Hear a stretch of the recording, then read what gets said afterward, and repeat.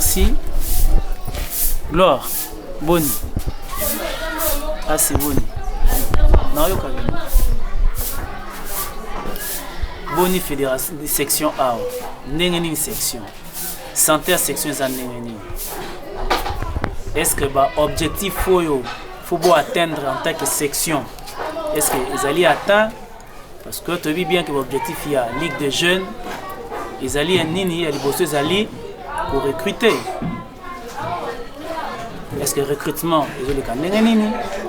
il faut pour former? Est-ce que formation est au Salema?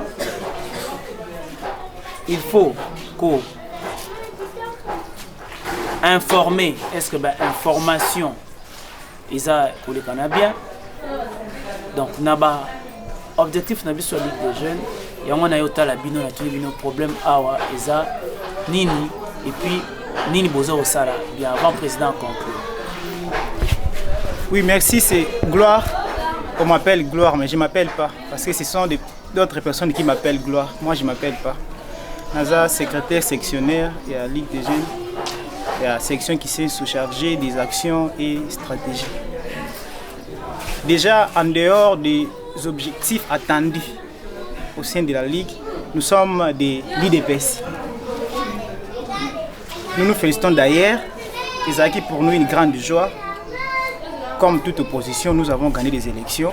La Ligue des jeunes aussi a participé. Et ce qui concerne maintenant en particulier la Ligue des jeunes, recruter, il faut sensibiliser tout ça.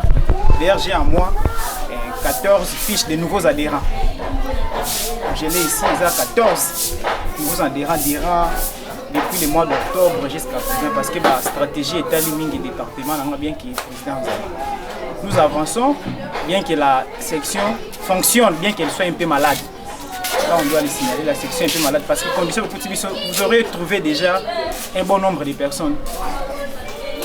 Vous les alaki, sous place à Kubumba, Batouizate, les Abandaku Yabatu, et puis l'espace d'autrui. Nous avons supporté, bien qu'il pleuvinait, pour se sacrifier, mais certains, le coup la maquilla, ils tiennent dans les quotités, sont partis, mais nous avançons. Merci beaucoup. Ok, on va continuer. Comme on l'a passé, nous allons vice chargé à mobilisation. Bon, nous avons beaucoup de dans le livre de Jésus Machin Robert. Nous avons quitté les membres de Sikapé. Nous avons dit qu'il faut quitter parce que nous avons dit que nous avons belé. Nous avons dit parce que nous avons déjà la formation à la longue période déjà. Mais aussi, il faut que nous mais ligue qui nous jamais béni. Merci beaucoup aussi. Merci. Comme vous l'avez dit, membre comité chargé en logistique.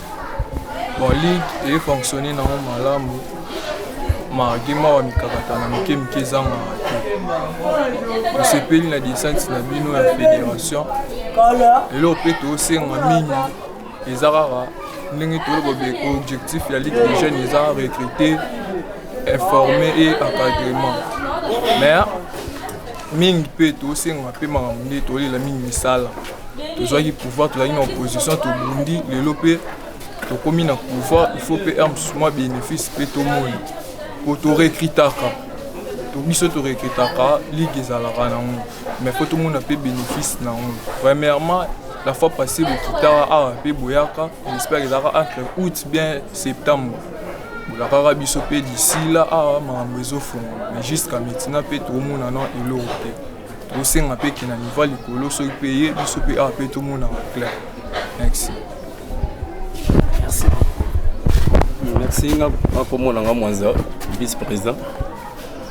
Je suis la Ligue des jeunes, malgré moi, mais tout qui est un peu bien. Tout ça pour ça rendre soutien vraiment il y a ma casse. Comme on appelle à niveau national, qui est la fédération.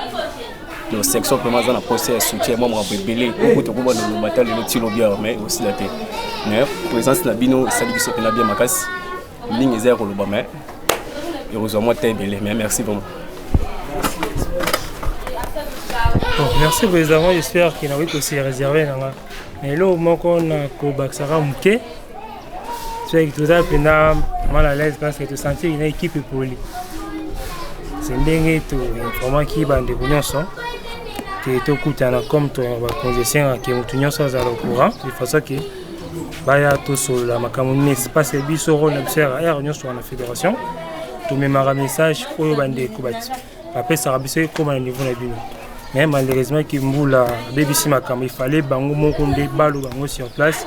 Et va yo ba biso ba posana bango nyonso yo moko yo parce que tant mususu obiso même tant mususu ba commentaire na biso tout soit tu vas sentiment ngé za la bien lelo bon so bazala balo ba devant yo parce que s'il y a des questions tant on va loba on tant so ba questions c'est pas se sentir qu'il n'a ba c'est réservé un peu mais tant yo so souvent loba s'il y a des questions bon il faut poser sous vous va bien après si on le va prendre.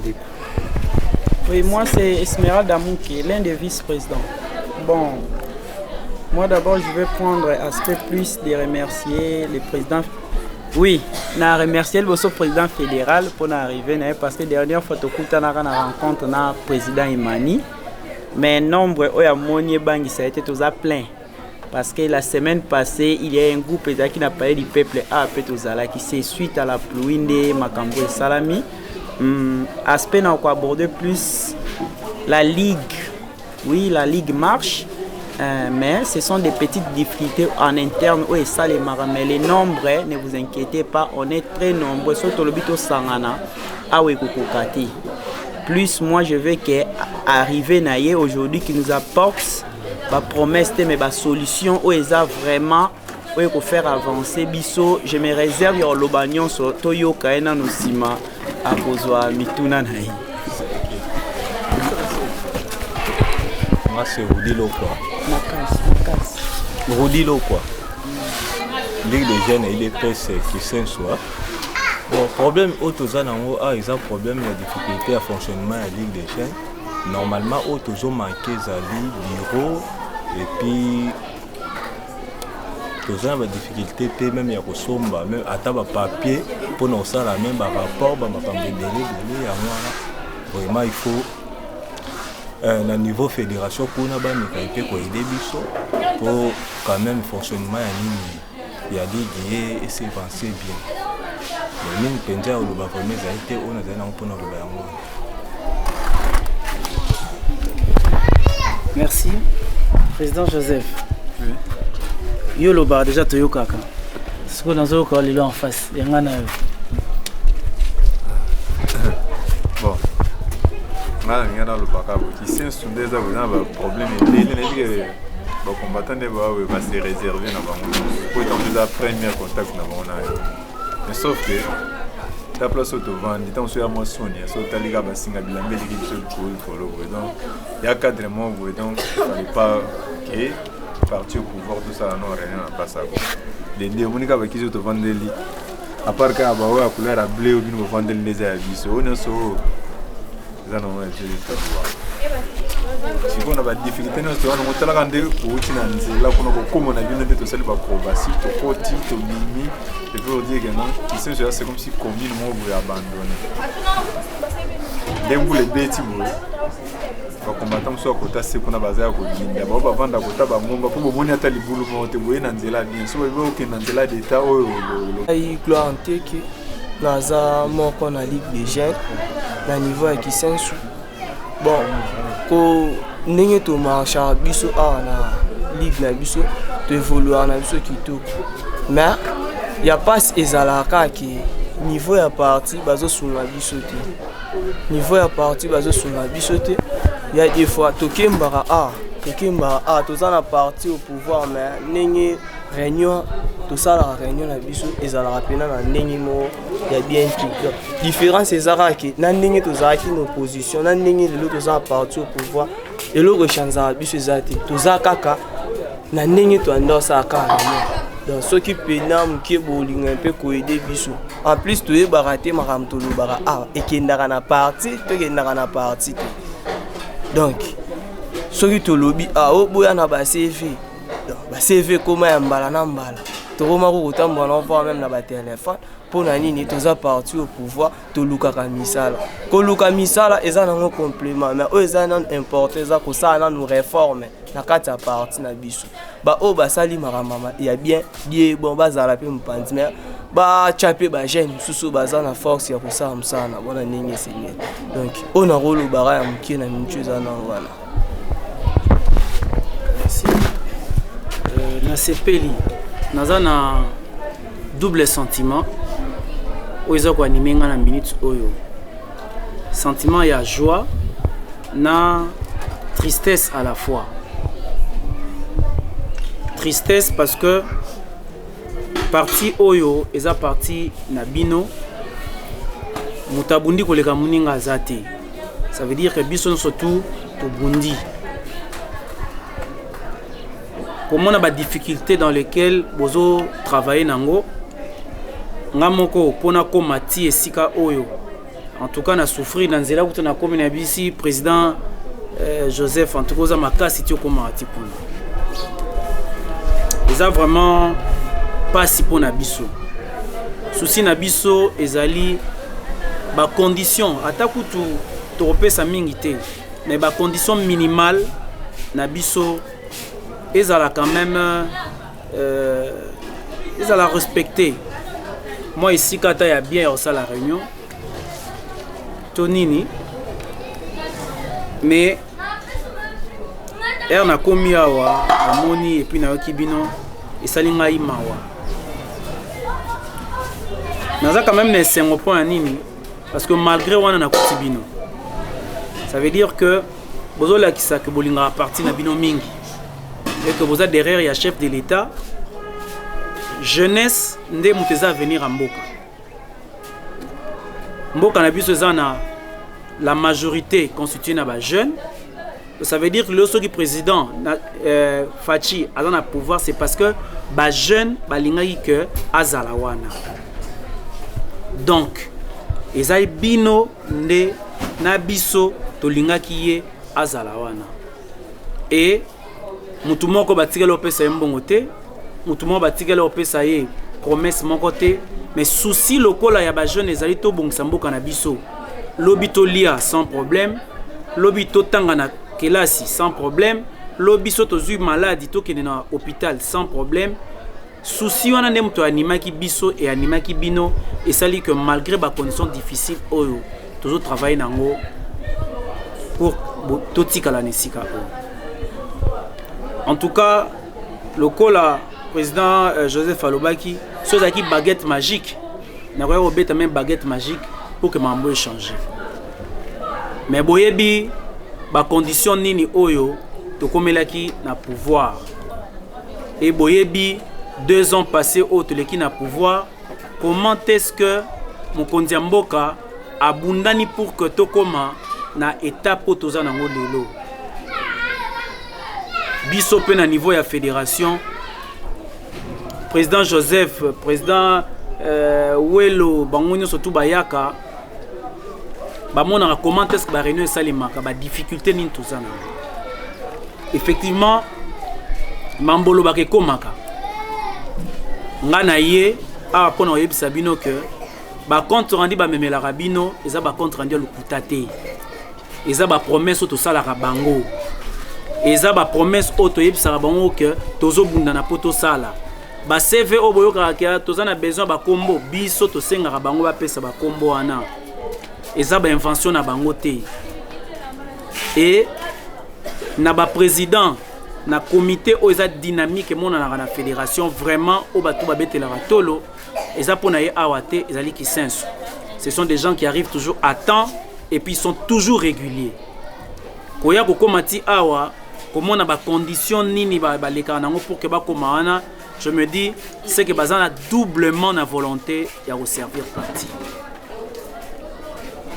biso pe na niveau na biso otozali ba continue bino direct toza pe na ba continue biso likolo place to memara ba doléance nyon surtout place pe ba quota o ba décision no te utaka mais seulement que tokoki kosuka wana te parce que ba kondipe ba cause la limité différence na ba PPRD na ba parti mususu oyo bazaki na pouvoir c'est que babane ko zwa kanyaka ya mboka bazaki ko tsango pour na fonctionnement ya ba parti na bango. Chef de l'État alobaki a kozwa mbongo ya l'État te pour ko tsango na kati ya parti politique. Parti politique et vivra na ba contribution et vivra na ba leg et vivra na ba don ndenge statut na biso ezali ko yebisa biso. Qu'à cela ne tienne et ni ko pekisa biso te so tozana moi 100 femmes panzi to tozana moi ni to ya en aide na bande ko na biso. Le chef de l'État a eu ba mesure oyo biso no surtout to yebi. Mais avant que le la mesure wana na eu Sabino déjà d'emblée que ngape na ye maboko pamba te. Mais na ye pe na ba million te.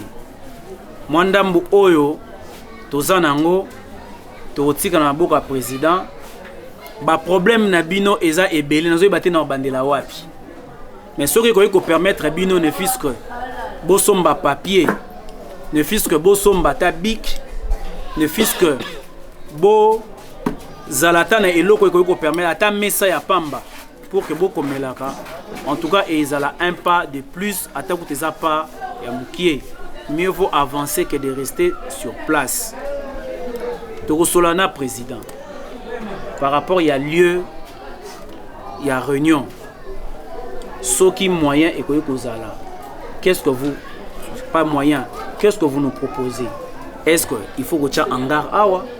Est-ce qu'il faut que le Kessika moi salle de fête chaque fin du mois topé ça moi quelque chose pour que ceux qui besoin en réunion bo panzanate pour nambula wana nazongisi bale na kana bino ceux qui à ta partie en tant que hiérarchie ko sala te mais individuellement to ko bundana pour que to songara bino chaque fin du mois bozani sika ya au travail makasi na bino ezali makasi na biso ngana ngoyo kozala président fédéral à makasi kaka soki bino bozana bato bazana sima na bino parce que bato bazana sima na bino nde bazana sima na ngai donc réussite ya mandat na ngai ezo dépendre na réussite ya ba mandat na bino. Voilà pourquoi soki tokoyi kozolango officiellement te mais tokobundana ta na ba poche na biso en attendant que parti azoba moyen ya ko prendre biso en charge biso to prendre quelques éléments en charge. Wana eza promesse ngai personnellement na sali na section ya Kisensu.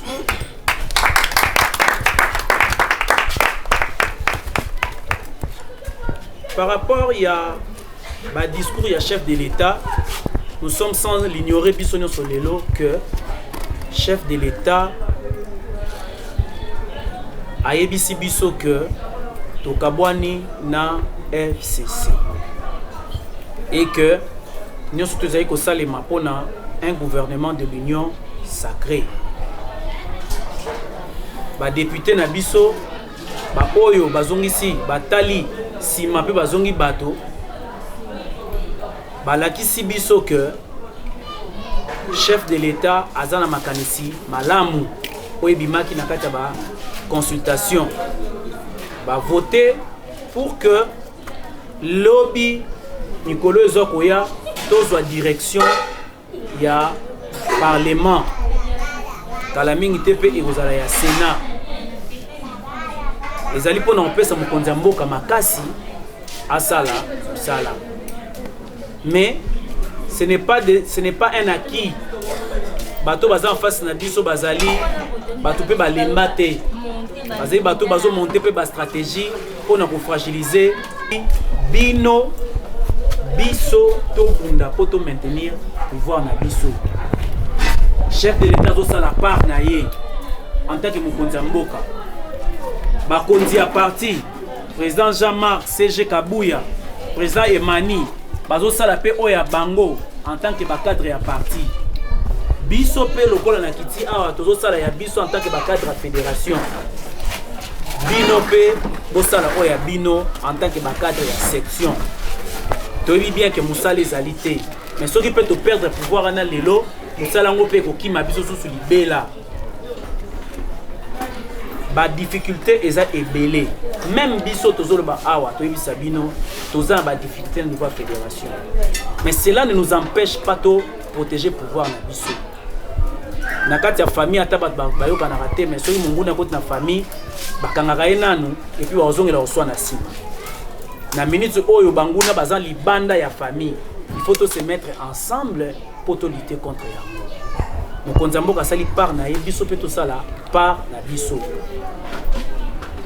nga na kozala na mbongo te yo bongisa mabulu ne soki senso ata na komi na mbongo nde na kokate po na sala ngo pona te pas l'état aux autorisations mambo ebele pona sala ngo mais soki to bundi pour que mboka na biso ezala mboka oyo tokozala vraiment na progrès social mosala wana ekosalema sans pourtant tosala d'effort. UDPS viva. Viva.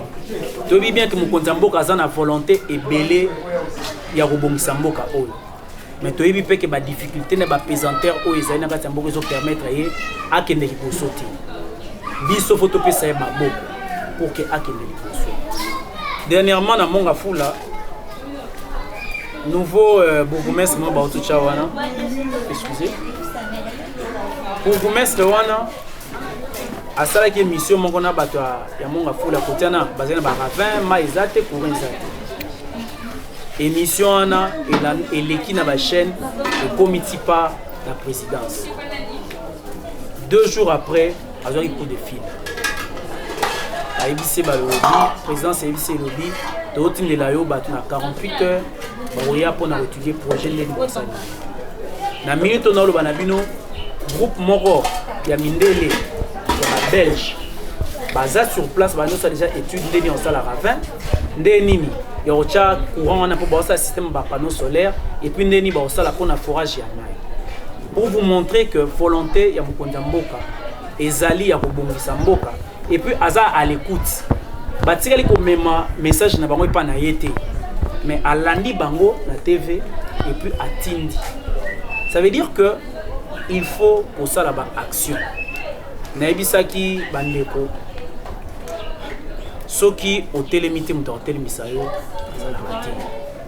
yango moni biso tozwi initiative wana à tout moment pour accompagner bino caméra ibandoya tokobimisa mbongo mpona yango na baplace oyo bandeli bokende tosala visibilité ya Kisensu tant que bokoma visible te tant force na bino pe et au monde na il faut vous visible au ravin mo eza kotoyo soki moyen ezali esali si toye tosali émission toluki bourgmestre toluki nani o toyebi que tokosola makambo wana tosali yango eleki na émission likambo ezali tosali eleki de plus en plus bosa la visibilité ya ba difficulté na bino de plus en plus baroya vers bino. Bien sûr il y a une politique où ils ont ça la cœur mboka mobimba et trouver ba solution mais ceux qui vont booster peut-être bozala bato bozala na priorité. Donc voilà un peu personnellement makanisi ngai nazaki nango pour na yo partager na bino mais en soi le lot est bien que couvre-feu est décrété à partir ya lobby biso toza ba politique décision les a nourri par comité multisectoriel bavandaki ba décider par rapport à maladie pour ronger mboka na biso et décision les a qui promulguée par les chefs de l'État pour que couvre-feu banda biso faut soutenir décision chef de l'État politicien atala makambo na dimension toza ba politique na rolo ba détail nyonso te biso tozo soutenir décision chef de l'État ya couvre-feu na 21h. Couvre-feu on a et pour permettre à ce que to nettoyer mboka. Na maladie o izo ko ranger mboka. Maladie, ezali maladie, mais il faut que zo maladie na ba dimension nyonso. Biso faut soutenir décision ya chef de l'État. Parce que maladie so ekoti na mboka bato bakokufa. Biso faut stopper maladie wana kozana sima ba décision ya chef de l'État. Yango moni il faut vulgariser message wana. il y a couvre-feu où il faut tout respecter. Les mesures barrières, il faut tout respecter. Il y a un moment où insensibilité, na luka qui ba cache-nez. Oyo ezali na facilité bokoyo ko so sukoli au repasser lobi sous solati na zoki quelques désinfectants pour que na otika na niveau ya section. Compris. On senga chez Coco aya na ngoko na titre symbolique ya kata na mi balé na quelques cache-nez tout remettre na président de façon que tout se protéger parce que maladie ezali bato bazali kokufa. Et surtout que les décisions m'ont nourri dans l'étude de salim à niveau multisectoriel. Voilà pourquoi tout le monde a adhéré à la décision du chef de l'État. Donc voilà un peu, pour quelques minutes, pour que ceux qui ont en attendant que tous les gens la biso cache na désinfectant. Oui, merci Président. En tout cas, nous remercions l'exposé au Sali vraiment et touché Mité Manabiso. S'il faut vous comparer à Jésus, je pense que Oye non pas qu'à conseil, Oye peut être une partie des solutions. Intervention dans la plus Rosala qui s'insou est une commune très compliquée. Une fois le président Emani Ayati Panabiso, on a appelé l'un des enfants, le vice-président fédéral Mwamba, adjoint à Kassanda, c'est mon père. Ayaka conférence Moro Panabiso qui est tellement vaste, surtout dans le domaine où il touché à l'érosion. Ce qui va caméra, on a Ikozala. Au Memi Bango, milieu où on a Zali proche à la commune. Pour que lobby yo moko palper réalité peut-être retourne membre na oyo pona komelo kuna na yolo combien je dépense na oyo etali o le bel makamba ba couvre-feu nous avons compris parce que utiliser langage politique oyo comprendre était ça oyo peut-être azali bande ya politique vraiment ngai personnellement na sepeli na oyo memeli biso. Si un jour vous allez trouver des moyens pour que la mission ne fût qu'un endroit pour que nous puissions siéger, on a bandé là ne bandé na na ebisu na lobike bat ozo mona eza bango te fallait bazala awa toza ebele mais difficulté boule beti bat biso ba dindi biso batama boule so mbula déjà yindi faut zalanda peut-être yebite clôture ko kweya libule ko kende donc impossible. Nous encourageons au continuer la dynamisme aujourd'hui. Section qui s'est sous Ekozala Simana. Je dis et je vous remercie. Merci.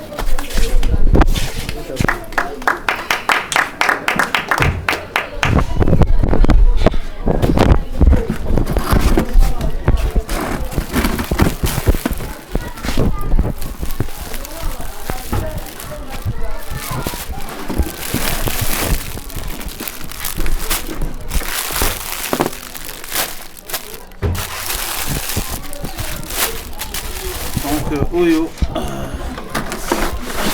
je pense déjà une affaire à 100-150 masques. Et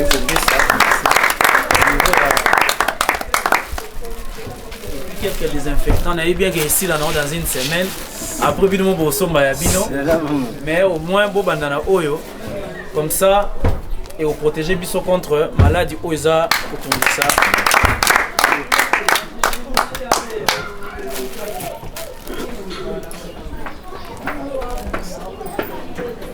Donc voilà un peu par rapport à Yango Nini Tomemeli Bino Art.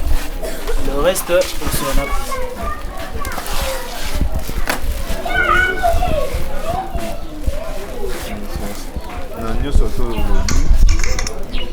Merci to sepeli na ndenge oyotala biso no ezane tika mbala suka tene tika oyeboye oya lisusu fozela corona bien maladi mungu oya lisusu donc ça c'est comme si qui sont ces années sinda qu'on place au bandagoya de temps en temps. S'il y a par exemple un problème, tu viens nous porter du secours ou donner un peu la solution sur ce que nous avons comme problème. sur ce que on a dit tout non tous en a bateau tout coacher la mutéma tout bateau peut tout côté là un jour et peut apporter un plus à notre égard mais ce qui ils allaient nous y vous puisse nous sommes comme en tout cas et sur ma vision de l'autre côté pour nous y vous bateau peut tomber qui ah bah yaki et ça la moi bien pété mais continue bien nous peut besoin autant la vie nous peut ça moi yaki ta au lukaya moni data mboya ki botem na poto mona moi ba jeune pe ba libanda IDPS bandi olobalo po moni ke no mutu ke meto ba mona ra biso mo bata makolo to ya wa to ba luika biso na biso emo ezala ka bon merci beaucoup nzamba ba kisana oyo ozangi merci beaucoup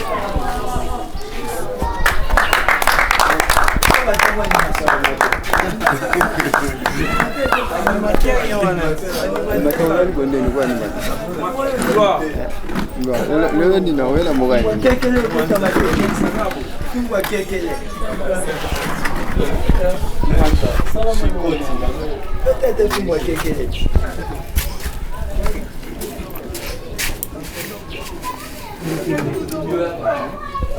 Mbote mwana mboka. Mbote. Otomoni président fédéral district ya Mwamba Dr Boni Kalonga na visite na a na section qui senso impression no ezanini. Bon. Impression na ngeza malamu makasi po kotala mokonzi na biso na niveau fédéral akititi na niveau na biso ya section a pona kotala biso ko s'apprendre na ba situation to le kanango en tout cas na remercier makasi na descente na a. Et en plus je remercie certaines autorités qui l'ont délégué parce que un peu comité, mais maintenant lui il est venu, il s'est souvenu de nous pour venir passer un peu un bon temps avec nous et nous avons donné notre préoccupation, nous savons qu'il va nous apporter la solution durant les jours qui vont venir. Mais nous remercions aussi les chefs de l'État pour les mesures barrières. Voilà pourquoi même notre président fédéral nous a amené un peu les cache-nez avec les désinfectants. Nous sommes vraiment très contents de l'avoir ici dans notre section. Merci. Merci. Oui, bonjour mon amboka. Bonjour maman journaliste. Ouais, impressionnant à sortir mes amis par rapport à la visite fédérale Dr Boni Kalonga. Oui, nalingi na remercier fédéral. Nako uta musika kuna koya ko visiter biso na kati ya Zamba Kisensu. Pena oyo message à apporter les biso section Kisensu ya Ligue des Jeunes. Tozali sima ya mokonzi na biso président fédéral. Sima ya chef de l'État Félix Antoine Tshisekedi Tshilombo. Sima ya mibeko oyo auti kozwa. Tozali kosenga na ba jeune nyonso ya ko respecter mibeko ya chef de l'État. Ya ko soutenir Union Sacrée de la Nation. 21h soki ekoki vanda na ndaku pona ko éviter que police ekanga yo pamba te kozala libanda ezali kotosa mibeko ya tata mokonzi te. Tango ozali kotambola lata kashne okomi bisika bato ebele esengi osimba mwa mai désinfectant po sokola maboko to lutter contre maladie oyo ezokotungisa mboka na biso.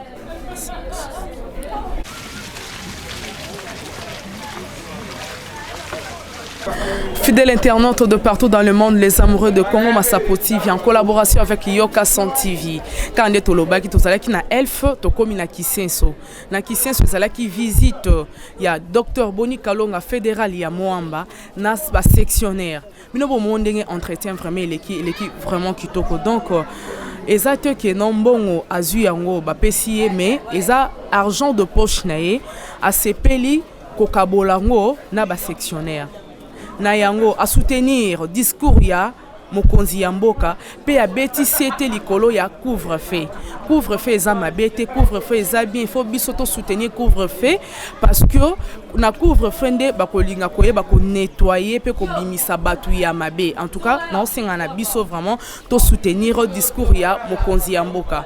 Et sur ce, Dr Boni Kalonga a memaki pe quelques désinfectants na ba masque. Nous sommes à soutenir toujours vision mokonzi ya mboka parce que maladie ezali tous à la ignorante maladie ezali coronavirus ezali en tout cas il faut vraiment qu'on se protéger peut qu'on respecter juste barrière qu'on respecte vraiment ba juste barrière hein il faut vraiment qu'on respecte ba juste barrière parce que maladie ezali néanmoins ina lo baboye Docteur Boni Kalonga aza mutu ya ko soutenir moralement physiquement parce que na muke o ya zanango azo kita sur terrain azo tika ba combattant o kita sur terrain ko sensibiliser ko mobiliser toujours pour que UDPS na biso to rendre agréable. Merci.